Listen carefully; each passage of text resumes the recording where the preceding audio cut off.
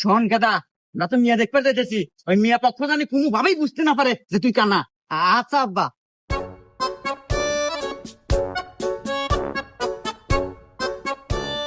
তো বাবা যে আসতে কোনো সমস্যা নাই তো? না, আমার কোনো সমস্যা হয় নাই।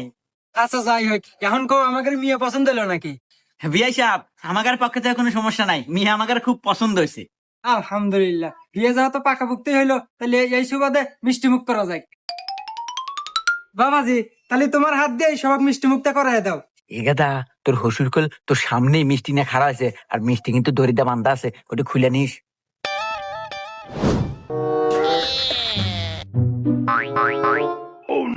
শ্বশুর আব্বা, মিষ্টি তো হুক নক না কে, মনে হয় মিষ্টি ছুরা কম দিছে।